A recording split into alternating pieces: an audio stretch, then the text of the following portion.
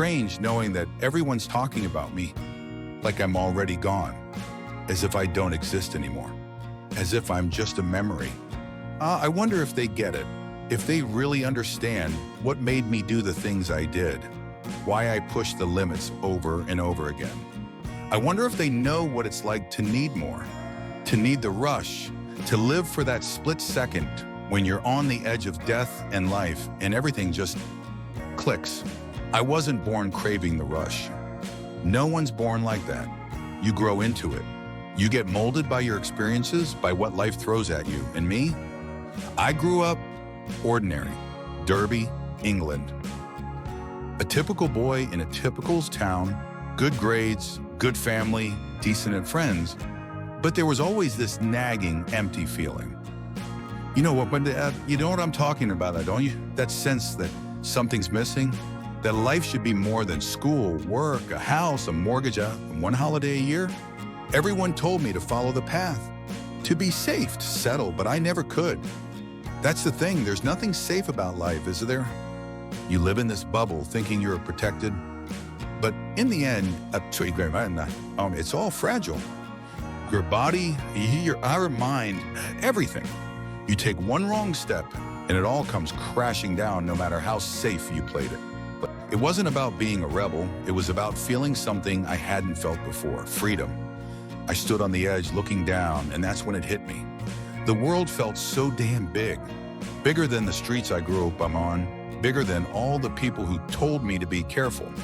In standing there, high above everyone else, I felt small, but not in a bad way. It was like, in that moment, all the noise, the expectations, the fear, it disappeared. Well, all that was left was me and the drop below. It's hard to explain unless you felt it yourself. There's a clarity that comes from looking death in the face and saying, not today. There's a power in choosing to be that close to the edge. Most people will never understand that. They'll say it's reckless. They'll call you an adrenaline junkie, but it's more than that. It's control. Every day we walk around thinking we're in control of our lives, but the truth is we're not. At any moment, something can happen. A car accident, a bad fall, cancer. And it's over. You didn't get a say in it. But when you stand at the top of a skyscraper, looking down at the street, you decide. You hold your fate in your hands. That's why I kept pushing the limits. It wasn't about the Instagram followers or the views on YouTube.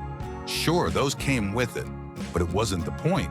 The point was to feel alive, truly alive, in a world where most people are just sleepwalking, climbing, hanging from the edge, scaling bridges. It was my way of waking up. People always ask me, what's the point? Why risk your life like that? And the thing is, they didn't see the risks they took every day. Waking up, going to a job you hate, spending your time doing things that don't fulfill you. That's risky too, isn't it? You risk losing your passion, your creativity, your soul. And in the end, what do you have to show for it? A pay stub and a pension plan? Nah, that wasn't for me. Every time I climbed, I felt like I was escaping that trap. The higher I went, the more I could see how small everything below me really was. It put things into perspective. All the things that stress you out, the worries, the fears, when you're up there, none of it matters. It's just you in the sky, you in the wind, and that brief fleeting moment where everything makes sense. I wasn't stupid, though. I knew the risks. People always thought I was oblivious, that I believed I was invincible. But I knew the dangers better than anyone. Every time I went up, I accepted that I might not come back down. That's the price you pay for freedom, for living on your own terms. And for me, it was worth it. But maybe there was more to it. Maybe it wasn't just about the rush, or the freedom. Maybe I was trying to prove something. To myself? To others?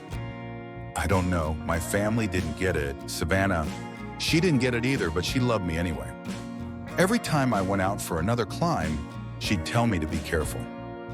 She tried not to ask too many questions because she knew worrying wouldn't stop me. She accepted me for who I was, a man who couldn't live without chasing the edge. When I was up there on the Castilla-La Mancha Bridge, something was different. I could feel it. I wasn't feeling well, but I didn't want to stop. It wasn't just about the climb. It was about proving that I could do it that I could conquer anything. My friend who was with me asked if we should head back down. I said, "Give me a minute." But the truth is, I knew I was pushing it. My body wasn't right, but I didn't want to back down. I couldn't. Then it all went black. Maybe I passed out. Maybe I slipped. I don't remember, but in that split second, everything I'd built, everything I'd chased came crashing down with me. I wasn't invincible. I wasn't in control. And that was the scariest part. So here I am, a cautionary tale for people who don't understand. A headline, a story. People will say I was reckless, that I should have listened, that I was an attention-seeking daredevil. But that's not it. I wasn't chasing attention.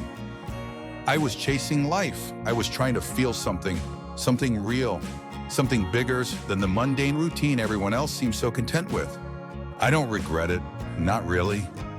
I lived the way I wanted to. I saw the world from angles most people never will. I felt more in my 26 years than some people feel in their entire lifetime. And yeah, maybe I didn't make it to the end. Maybe my life got cut short. But I lived, really lived, while I was here. Can most people say the same? So before you judge me, before you call me foolish, ask yourself this. Have you ever stood on the edge of something, heart pounding, the world stretched out before you, and felt truly alive? If not, maybe you'll never understand, and maybe that's the difference between you and me.